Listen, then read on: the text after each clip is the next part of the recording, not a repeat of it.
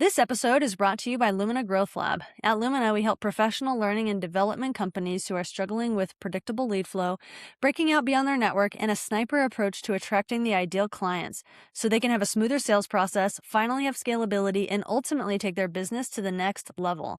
Most of the time, our clients come to us frustrated because business has fundamentally changed since the pandemic and now the disruption of AI. But with the right strategy and support, they're able to confidently add new channels of lead generation, leading to a packed pipeline that creates sustainable revenue and year-over-year growth for cheaper than ever before because of the use of AI technologies. If that sounds like you or someone you know, connect with me on LinkedIn, and I'd be happy to have a conversation with you about unlocking your business's potential. Now, let's dive into today's episode. Welcome to the Marketing Matrix. I'm your host, Lisanne Murphy, and today I am joined by guys. You're gonna love this conversation. I'm so excited. We are joined today by Vince Meldrum. Vince, welcome to the show. Hi, thanks for having me. I'm excited to be here and talk about Earth Force.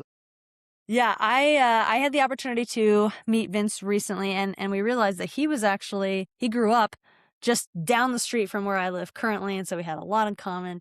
And he shared all about his company, his nonprofit that he works with, and it is amazing what they're doing and just how they've grown and scaled. So I'm really excited to dive into it. But before I hand over the mic, I want to take a moment to introduce this powerhouse world effector. So, what does it look like to grow an organization by 400% without losing your soul in the process? Well, today's guest has that figured out, and he's done it in one of the hardest spaces imaginable, getting kids excited about fixing the world. Vince Meldrum is the president and CEO of Earth Force, a nonprofit that reaches more than 80,000 students a year across 31 states. Not by scaling up staff, but by building a field. His team trains educators and partner organizations to deliver environmental applied civics, a research-based approach that puts young people in the driver's seat of real civic problem solving. But Vince isn't just running a nonprofit, he's building a movement. He also leads the Coalition for Climate Ready Communities, a collaborative of 13 national organizations working to establish climate resilience education as its own recognized field. That's systems thinking at an entirely different level. Vince also leads the Coalition for Climate Ready Communities, bringing together 13 national organizations to... I Is think we have that a a double repeat? in there. That's a Yeah. double in there. Okay, we'll cut that out. Before Earth Force, he co-founded a strategic resulting firm and spent time in Mendoza, Argentina, helping a startup navigate its early growth into a successful multinational operation. Today, we're talking about what real-world organizational transformation looks like from the inside, what it takes to scale impact without scaling bureaucracy, and how to build something that outlasts every single leader or funding cycle. Vince, welcome to the show. Gosh, thanks for having me. I think I had a part in helping craft some of that, and that makes me sound really busy, which is true. At Earth Force, we are really committed to changing the soul of how people deal with environmental problems in their communities. And so, you talk a lot about, you said a lot about bureaucracy and the changes in that. And I think that's one of the big things that we're really excited about is that we've been able to figure out ways to reach more young people, to engage more people generally without really having to staff up, without having to have a bunch more money to do it. And that's the most exciting part, I think.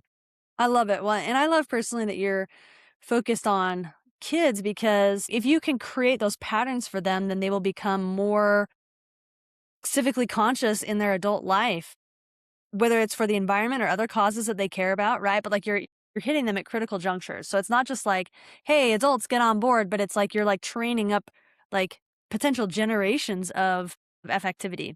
Yeah, I think of it as like a toolbox, right? When you're young, if you identify a problem, you run into a problem, and the toolbox someone gives you is to volunteer. Then when you get older, that's the toolbox you have, right? You can volunteer or you can learn more about science or whatever that might be.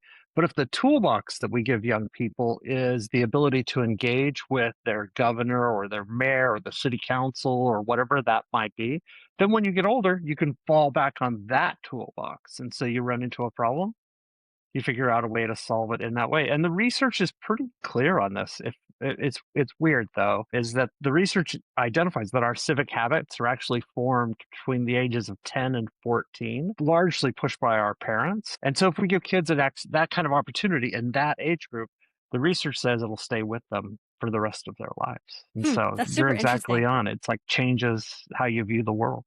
Yeah, I love that. I love that. So for those that aren't as familiar with Earth Force, can you give some of the origin story, some of the background of how it got started? Because I think its Yeah, origin story is actually quite interesting.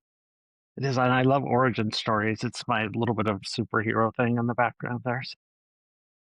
Earth was actually inspired by a group of young people. There were these four young women in Maine who found polystyrene in the stream. They went and cleaned it up, but they went back a couple weeks later to show their grandparents what they had done, and it was back. They were still back in the stream. You know, it just gotten back there, and so they did some research. They found that it wasn't safe to have it in the stream. That it got in the fish gills, that off gases, that it's just a bad thing. And the polystyrene we had in the 80s when these kids were doing this lasted forever, right? It's a little bit better now. But they had a unique idea. They went back to all of the fast food places that provided this polystyrene as food containers and asked them to stop using it.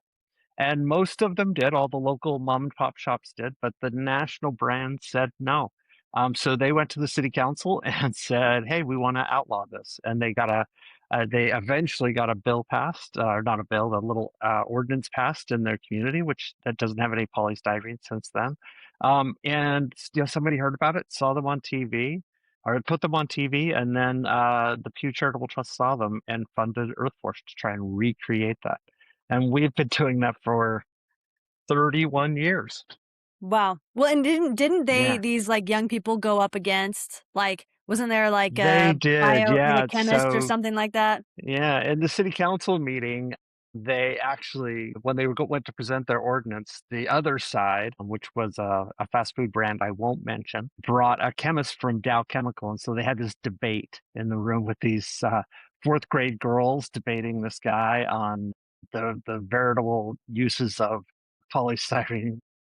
That's actually what got them on TV. Is someone saw that and was like, "Oh my God, this would be great to have on the Today Show." And so that guy went on the Today Show and debated these kids about styrofoam, and that made the kids famous and made the guy famous too. Here's the interesting little side note to that. Years later, years and years later, I was reading an article in the Wall Street Journal, and it was something that piqued my interest because the title was "How I Became a Corporate Environmentalist." And the guy that was writing the article had worked for Dow, and he had been the guy that had to go on TV and debate those kids, right? And he No was like, way. that totally changed my attitude once I had to do that. And I was like, that is such a cool follow through, right, of that story. Here's another interesting tidbit. The young woman who led that group, named Anna, her name is Anna Brown. She was 9, I think, when she started that group, and now she's the chairperson of the board of Earth. I love that. I love that. Yeah, Amazing. so And how all long full have you been circle. with Earth Force? I've been here off and on since 1999, so I'm a serial recidivist. I was here for a while and then had to take a personal break, and then I came back for a while and took another personal break, and then came back again. And this last time I've been here 12 years. It's a magnet. It keeps sucking you in, it sounds It like. does. I try to go do other things, and it doesn't fill my heart in quite the same way. Mm, I love that.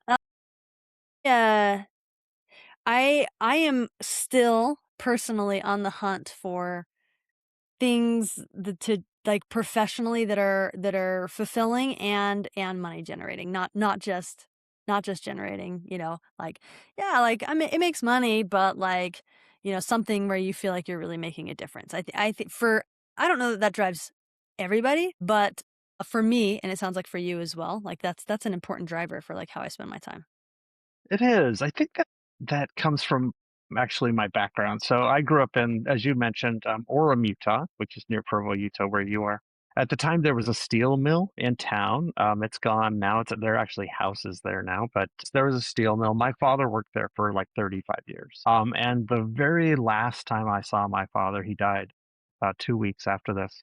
We were talking, and he had just retired from the steel mill, and he just said to me, whatever you do, Don't spend your life doing something that you hate. Find something that you love because it's not worth it. Right. And he had worked for the steel mill for 35 years and probably hated 25 of it.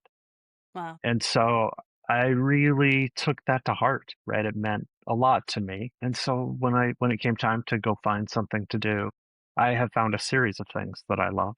I've been lucky in that way.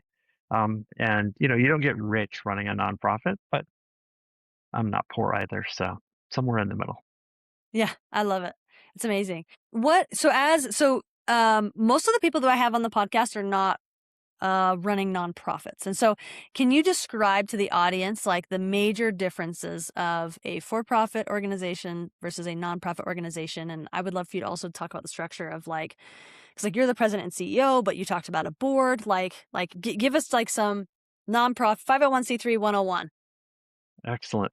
Well, the big distinction, nonprofit, is we don't pay taxes. So that's our big thing. We fall into a category at the IRS called a 501(c)(3), which means we operate in the public good and that our company is actually owned by the public. So there's no private ownership of what we do. I couldn't sell Earth Force. I couldn't, give it away or anything. It is what it is. And we were created via a set of bylaws. And those bylaws create structure. And it's the same for every nonprofit. So at the top of that structure is a board of directors. That board is self-selecting. And selects itself over time. So, probably have input on who's on that board, but it identifies itself. The board then hires a CEO or president, and in our case, I am both the CEO and the president. And those positions have a certain set of jobs related to them, and then everybody underneath that works for the CEO. And so that's our structurally how we work. Our board is made up of about half people who participated in the program as young people, and they run in ages from 18 to an age that they probably don't want me to identify. And half of people that are interested and believe in what we do. And so they're about 8 members that way. So that's structurally how we're related, which is pretty similar to a lot of privately owned organizations and even publicly owned organizations. So that's not dissimilar. I think the biggest dissimilarity is there is a disconnect between who benefits from our services and who pays for our services, right? So you mentioned that I'm involved in a wine company in Argentina, and what that does is that company has set up a big patch of land and sells acreage to people, and then they can produce their own wine, which is really interesting, right? But the person who benefits from that wine is the same person who pays for the wine, right? That makes sense, right? In a nonprofit basis, the person who benefits from our work are teachers and students and school districts and nonprofit organizations. But the people who pay for our work are foundations like the Basil's Family Foundation or the Littlefield Foundation or the Cedar Tree Foundation. And so they don't benefit from the work. So there's a disconnect between those two. And that's a really, that sounds simple when you say it. But if you think about it, it changes the incentive structure in every way possible, right? Hmm. When you're selling something to a person, you find what they want, you sell it to them. I find what somebody else wants and get them to invest in something that benefits a different group of people. And Mm. that's a whole different marketing and sales technique. Yeah, yeah, I love it, and I'm really grateful that you broke down like how the money flows in the organization because that's important as well. Is it what's more challenging to like find schools that want to implement an Earth Force program or to find funders that believe in educating youth to be eco-conscious? That's a good question. Actually, it's not hard to find schools or nonprofits that want to implement Earth Force kind of programs. Not everybody, but a lot of people want that kind of work. It's really just authentic learning, right? The way you really learn, if you think about it, is find something that you care about, research that, and figure out how you want to impact that. So that's not hard to sell to people necessarily. They get it for free, so it's not really a sell. The harder part is finding the right people, both at an institutional level and at an individual level, who care about this, but also are interested in our unique little niche, right? Like there's environmental education, which I think we talked about at the beginning, which is like teaching about nature and pollution and all of that. That typically just ends up in kids doing, kind of stuff for themselves. And there's civic education, which is about, learning about the structure of government, perhaps practicing in the government. We don't fit in either one of those, right? We're our own little niche. And so often when I talk to funders for the first couple times, they're like, what the hell are you, right? How do you don't, I have a mindset of what I'm trying to do, and you're not in that picture anywhere. You're not in that frame. And so there's a lot of educating people that then, can lead to an ask. But so right now, I would say finding the money is harder than finding the participants. But there's a lot of pressure in communities as well. You wouldn't see this in Utah because Utah's actually very good about education, but education in Texas, the Department of Education has outlawed what we do. It's against the school standards. Yeah, you cannot have a program in the state of Texas that asks young people to engage with their elected leaders.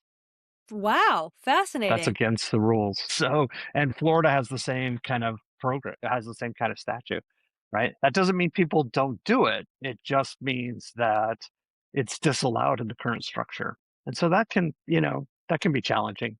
Yeah, no doubt. That's fascinating. Yeah, so and I appreciate the distinction you brought up is like it isn't just about educating about like the cycle of water and how it, evaporates and goes into clouds and then condenses and then falls. Yeah, it's And about that's good to getting. know, right? That's important to know, right? Yeah, Yeah. absolutely.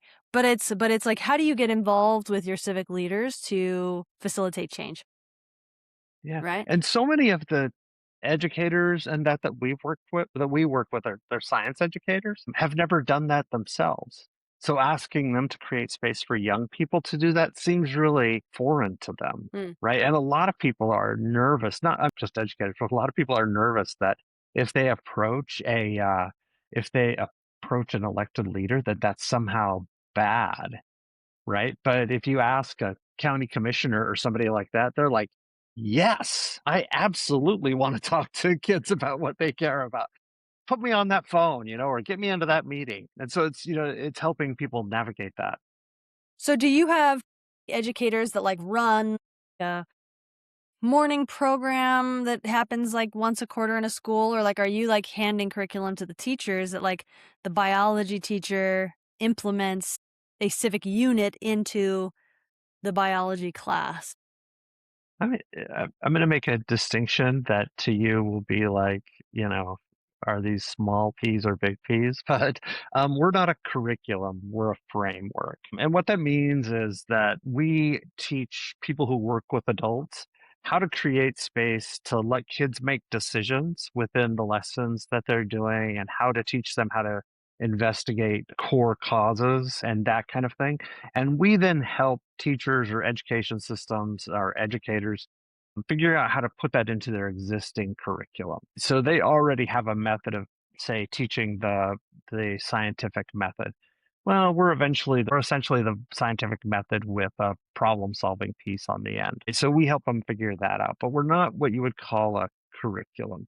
We're more of a how to teach, and giving them those skills and tools that they might not have than what to teach, which is Yeah, kind of what a curriculum. yeah, interesting.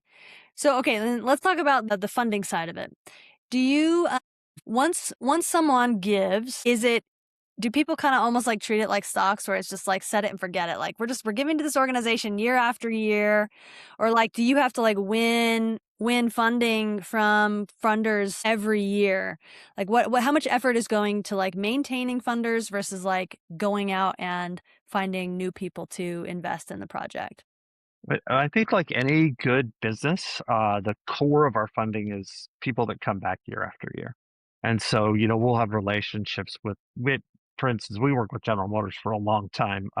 We had a relationship with them for 20 years. And so, it's a lot of that kind of stuff, it's keeping the people who work with us, letting them know why it's important. Typically, when you're set on something like that, you don't really change that much what you're trying to do. And so I would say that's about 60% of our yearly income is something in that. And then 40% we're out finding new each year, right? And hopefully those people are multi-year gifts or those organizations are multi-year gifts. But I can't think of anybody that has set it and forget it. Most, even if we have a multi-year gift, year two is contingent on us meeting milestones from year one, and year three is contingent on us meeting milestones from year two.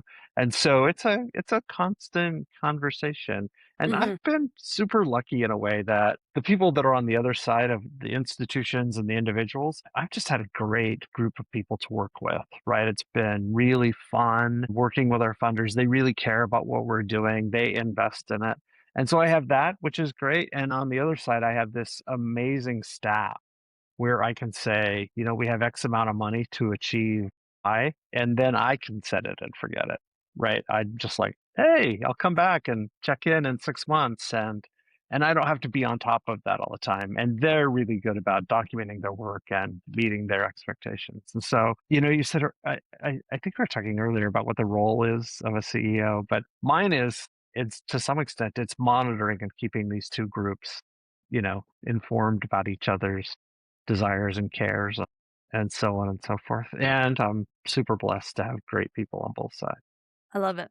And what are some of your big focuses or initiatives for this year? Like, what are you trying to accomplish?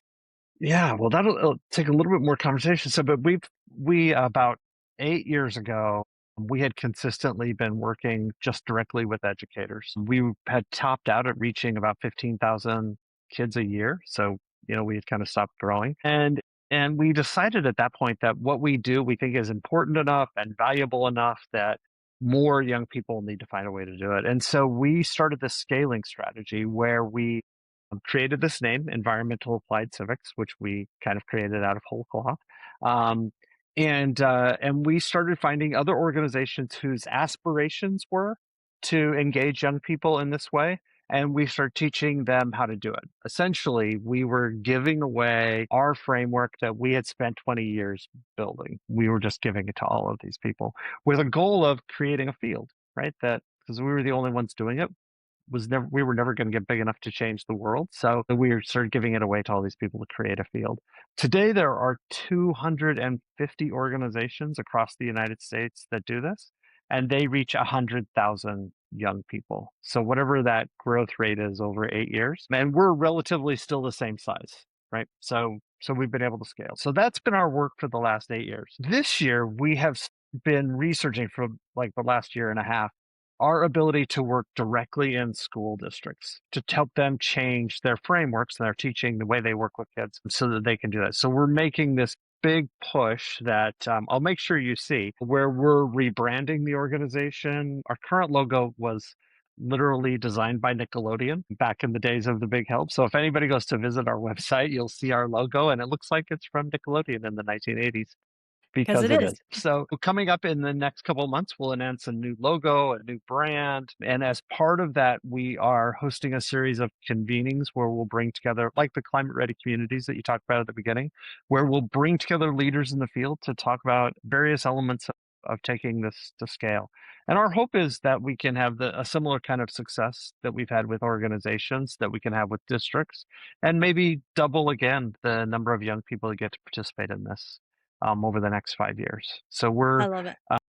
it's a, and when you were talking about all the different things we're doing, I'm like, yeah, I am busy. So I am that's how it busy. felt, right? You're I like, no am wonder I really, feel busy because I am. yeah.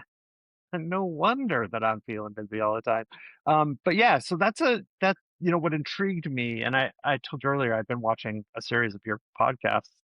But what intrigued me is that rebranding is largely a marketing problem, right? Or a marketing initiative, as it were. I don't know that it's a problem.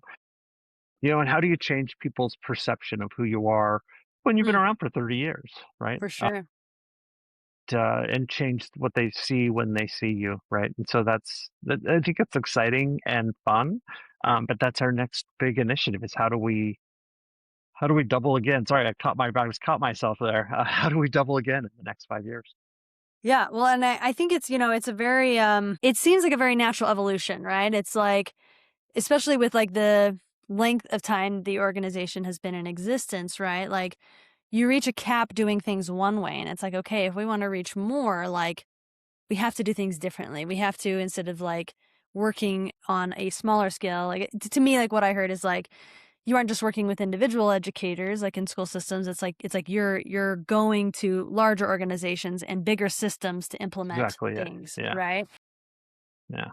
And so, And it is an evolution, right? We spent 25 years learning how to teach teachers how to do this. And then we looked around and said, well, who else is teaching teachers? Right. And mm, so we said, well, we can teach them to do what we've been doing. mm, Right. And so that gave us a size of scale. And now we're like, what systems did those people work in? And how do we change those systems? mm. Right. To just continue to blossom out the idea. And has the effectiveness of the framework, as you called it, like still trickled down, like appropriately? It Or does. like is it kind Yeah. of like a game of telephone and you go into the classroom and you're like, that's not exactly it. There's probably a little bit of that. I wouldn't say that 100% of the kids we reach get the very top end Earth Force experience, but all of them get some parts of it.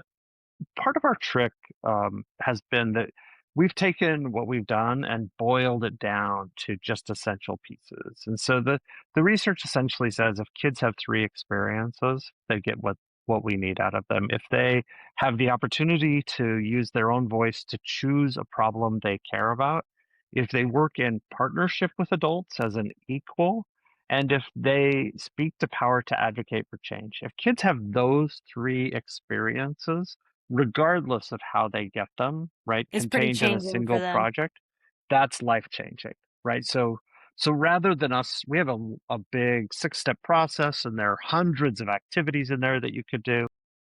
And so when we work with people, we're like, let's just focus on these three things, right? How do we get these three things into what you're doing? Which is a lot. Then it's a lot easier to control quality. It's a lot Yeah. easier to scale when you're not trying to get people to do, a very specific controlled list of things. Yeah. That's cool.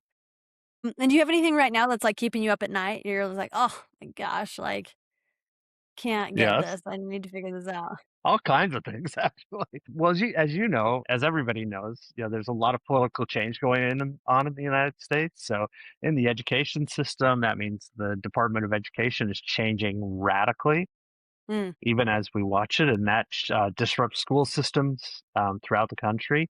And school systems are trying to figure out how to respond to that. Each one responds differently, and so we have to be really flexible and responsive to everybody's changing needs, right? Which change pretty rapidly, and so that keeps me up at night.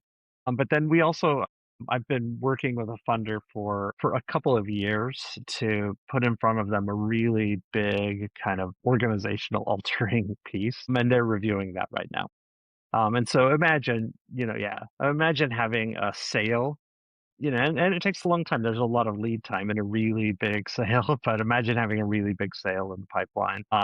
And it's just decision time. I have a lot of confidence in it, and you know, I haven't signed any contracts yet, so yeah. Interesting. Interesting. Okay. Well, I hope that I keeps hope me that up at I night. hope that it goes well for you. I love it. Uh, Thanks. and then Me Vince, too.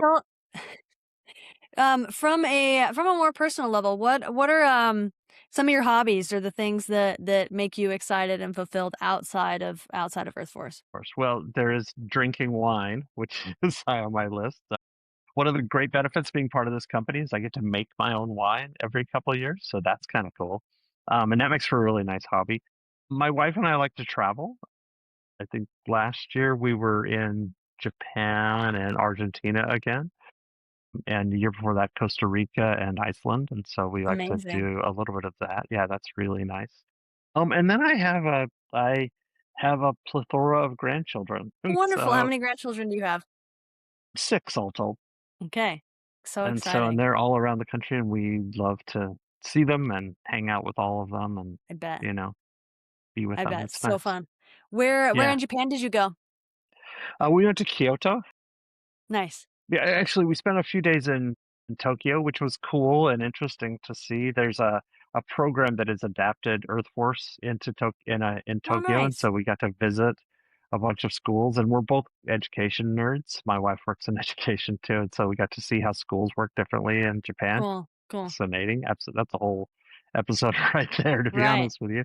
But Kyoto is this just really old city, and has all these amazing temples and walks, and so It was beautiful. Did you Just you one of I'm the sure most you did the mesmerizing 10,000 places. red gates. That's funny because I was just going to mention that. Yeah, I loved that. That's awesome.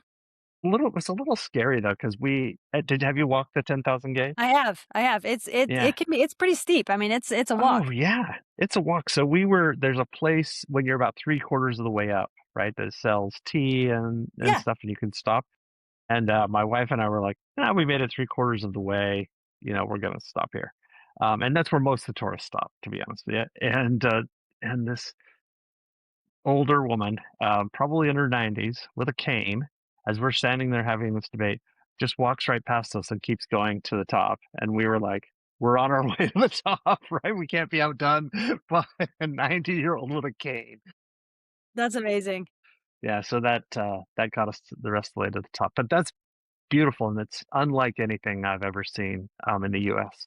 Yeah, oh, it's So incredible. I love, yeah, what I loved is, like, you know how, like, in temples, there's kind of like a key animal, that's like all the statues are, like, of that yeah, animal, and yeah, I loved how at the 10,000 red gates, it's the fox, right? Like, yeah. just really interesting because I didn't see, like, you see And a they lot were of all wearing like frogs. scarves and, Yeah. the various places that people had put on them. Yeah, that was really cool. Yeah, I had the And opportunity to did spend. you do the bamboo forest in Kyoto? Yes. That was amazing, Yes. right? Yeah. So when we were there were all these young women dressed up as in the formal attire to have pictures taken, Yeah. in various ways. And so we were trying to sneak photos of them. But one group of them came up and asked us to take photos of them. And as they walked from talk to us, they were all Australian. Oh, And that's so funny. I love it. so we were taking photos. Yeah, That's that so was great. beautiful too. The I bamboo love it. forest. That was Oh, amazing. so beautiful. Yes, I Yeah. I I loved I loved the Kyoto and surrounding cities. I had a couple years ago, I had an opportunity to spend 2 months in Japan, and, it was I'm I jealous. love it. Where did you go besides Kyoto? I There were actually 14 different cities that I went to. So I went as far north as Sapporo and Hokkaido, like the big island. And then I went down as far south as there's an island towards the south in Oita that's like just off of the coast of like where Hiroshima is. And so Yeah. I stayed at a with a like third generation Buddhist monk who, like, it was like the family temple, that like he like managed in this like little small fishing village. And the way that he Cool. sustained himself was he would allow lay practitioners to come and just stay with him and help him, tend the gardens around the temple and help prepare food and meditate with him and stuff like that.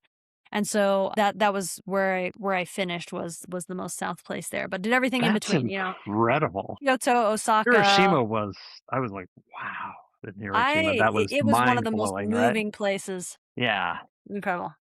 Yeah. And Yeah. I grew up in that era where, atomic weapons were so scary. We talked about it. I mean, they're still scary, but it was talked about a lot. We did the hide under your desk thing, which Oh, is yeah, 'cause that's gonna help. stupid. I grew up Yeah, in parts of southern Utah and stuff, and I was like, yeah, I've yeah, seen those bombs going off over there. This isn't going to make a difference.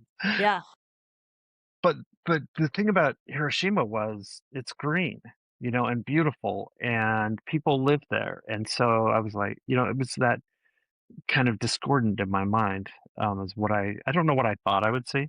I mean, I could yeah, have looked at pictures before we went, I yeah, guess. yeah, like, So in a country where there's so much public transportation and underground, right? I don't know if you noticed or if you knew this, but, like, there's no underground transportation in Hiroshima because I of the didn't notice radioactivity that. in the ground. So all of the public transport is by trolleys above ground because they couldn't, like, before the city got huge and big, they couldn't build underground because of the radioactivity in the earth. I learn something new every day. That's Crazy. fantastic. So Yeah, crazy. I love it. Okay, oh, I have one more question for you. excellent. Have you ever been to Porto, Portugal, and had the wine, like port wine in Porto? No, but I met a guy. I was in Barcelona a few years ago, and I met a guy who had a wine, who makes wine just near there, and he brought this bottle of something. I can't remember the name of it. It was some of the most amazing wine I've ever had, and it was from Portugal. And so Oh, yeah. I had the that's the opportunity to go closest to I get. Porto last year, and so experiencing that culture and like seeing like the rivers where all the barges of the barrels come down, like from the vineyards a little bit up Yeah. north, and I did a like wine tasting tour that showed all of like the like how the leaves, how the vines grow and the different type of rock and how it has to be certain temperatures, and it Yeah. was fascinating. It was like Yeah. truly fascinating. And so It's interesting yeah. about wine though is it's essentially agriculture. Right? I mean, that sounds so obvious, but you never, it has all these like poetry and stuff associated with it. But when you get right down to it, you're just growing plants, and then harvesting the fruit from it. Yeah, it's become a very specific. Everything has a very specific method. Yeah. There's a guy in Argentina that makes wine, and we were wine tasting with him one day, and you swirl the glass around and the wine kind of goes back down. He was saying, we'd swirl it and watch it, and he says just watch it, and a good wine is like a man crying. Right, it's really hard for those tears to get down the side. And a thin wine, a wine that's not a good wine, you swirl it, and it just flushes down to the bottom. And so he called it lagrimas, tears. So he was Oh, like, you got to interesting. watch the tears of the wine. And a good wine is like a strong man that won't cry. Yeah. And so, Yeah. yeah, and Well, in I his was vineyard, he had written poetry all over the place. It was quite That's beautiful. so cool. I love it. I love Yeah, it. That's so fun. Yeah, I yeah. love food cultures, like whether it's like wine culture or cacao culture. I don't know if you did a cacao tour or a coffee tour in Costa Rica. We did, yeah. So fun. I love Sounds that like kind of you stuff. travel as much as we do. I love So, travel very, very much. So, yeah, yeah. excellent. I love it. Well, Vince, I'm sure that we could like take any one of these topics and just like continue to dive for a long time. It's been seriously so fun having you today, and it's really great to hear you have like this amazing blend of like level-headedness but passion in terms of like your work Thank you. with Earth Force, and it's really been fun to highlight that today. And so thank you so much for coming on the podcast and sharing. Thank you. It's been really fun, and thank you for inviting us, and hopefully I'll run into you sometime when I'm in Provo. Yes, I hope so too. Okay, so Yeah. for people that want to get in touch with Earth Force or with you, like what's the best way to do that?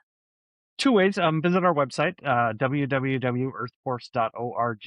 If you look at it now, it'll change a little bit in a couple of months when we rebrand, and so that's exciting. But it has a bunch of stories about kids and videos and things that you can watch.